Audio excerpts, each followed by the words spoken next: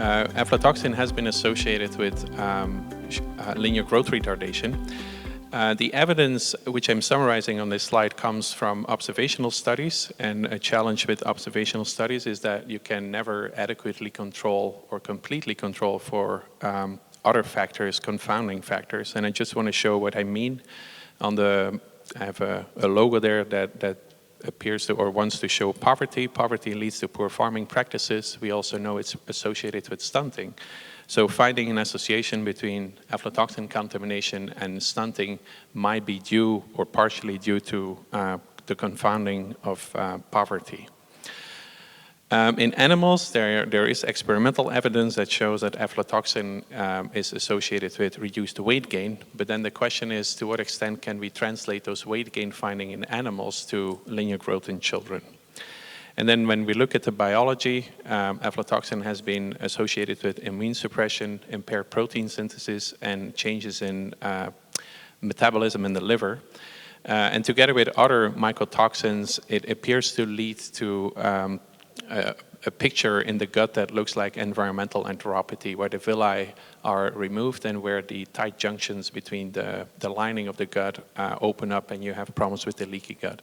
So in summary, there are reasons to believe that aflatoxin causes reduced growth in children, but until you run an experiment, you don't really know that. So that's why we conducted the experiment. And I forgot to mention on my first slide that the work was funded by the UK and by A4NH. Sorry for forgetting that. So back to the slide here. This was the first experimental study in children. Pregnant women who were at least 5 months gestation were identified in 56 villages in Meru and Tharaka Nithi counties in Kenya, every 4 months in over 6 rounds. The intervention was to reduce exposure in 28, so half of the villages, and I'll tell you more about the intervention on the next slide. And all villages received training on how to prevent aflatoxin.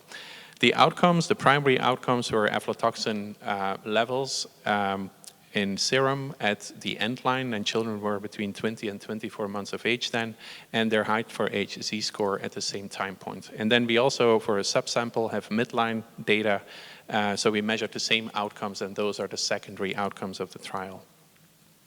What were the interventions? There were 2. The first one was test and swap, so field workers would go to households every 1 to 2 months.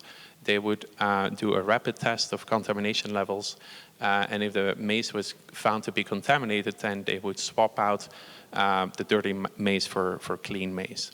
And then the second intervention was to stockist intervention, where shopkeepers were provided with clean maize in all of the treatment villages, and households could purchase clean maize from those stock keepers at the same price as the current market price. I'm jumping straight to the results, given that we only have 8 minutes.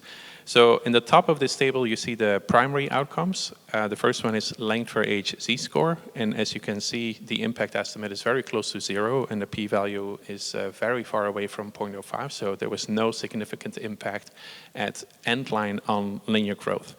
The same conclusion for stunting.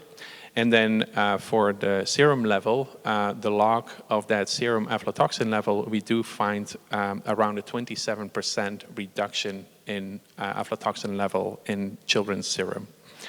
For the secondary outcomes, again, those were measured at midline. We do see significant impacts on the growth of those children. And when we did some more analyses, when we just take the children at midline and look again at their size at endline, those where there was an impact, that impact disappears completely. So we were stuck with a bit of an enigma as to what is happening here. So in conclusion, this intervention substantially reduced end-line serum aflatoxin levels, but it had no effect on child linear growth. The midline analyses, however, suggest that aflatoxin may affect linear growth at younger ages. I'm aware that this trial has a bit of a reputation with some people in the audience, so I wanted to take a couple of minutes at the end of the presentation to try to derive some lessons learned from doing these types of randomized controlled trials. So the first lesson is that there are large intra and interdisciplinary differences between economists and epidemiologists or nutritionists when it comes to conducting rigorous RCTs. And those differences relate to what is correct, what is appropriate, what is rigorous when it comes to primary, secondary outcomes, registering the trial, publishing in the protocol paper, having a data analysis plan, and things like that. And this is not, I don't want to fight with economists because I work with them every day. These are differences between economists themselves and also between epidemiologists and nutritionists. The second lesson is that removing a toxin is fundamentally different from providing income, food, supplements. That's what most of us do, is providing things. Removing something you don't want is a completely different business. Exposure to aflatoxin happens through many different pathways, and I put this strainer here because you think you've plugged all of the holes and then you discover there are many more. There is currently no off-the-shelf solution to lower aflatoxin exposure. We've heard a lovely presentation on AflaSafe, but if it's used in one part of the country and then maize is imported from somewhere else, people are exposed again. And there are huge ethical challenges because when you observe aflatoxin, you have to do something. And that's fairly easy when it comes to maize, but when somebody has very high aflatoxin levels in their blood, there is no clear thing as to what you should do. Lesson number 3, without a good understanding of the biology, it is hard to get the RCT right, at least the first time. The effect on linear growth appears to be larger at midline. So our choice of measurement of the primary outcome at 20 to 24 months was driven by what we know from nutrition trials, but obviously there's no reason to believe that aflatoxin operates in the same window of opportunity. So that's a lesson learned too. It's hard to set these up correctly. And then I just wanted to point out that we recently published a paper that showed that very low levels of aflatoxin in Mexico actually had a growth stimulating effect. So this whole aflatoxin linear growth relationship is probably a lot more complicated than we initially thought. And lesson 4, possibly the hardest one, was a primary study question the right one?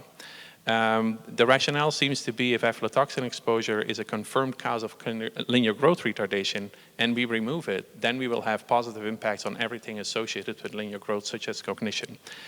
That's largely wrong, and that paper is under review. And I believe that aflatoxin research should really focus on issues, and now I'm jumping to the very last bit of the slide. It contributes to EED, to inflammation, to immune suppression, and I think we should try to understand that biology a lot better and run trials on that, because we know that those impacts are directly relevant for children's development to productive, happy, and healthy adults. Thank you very much.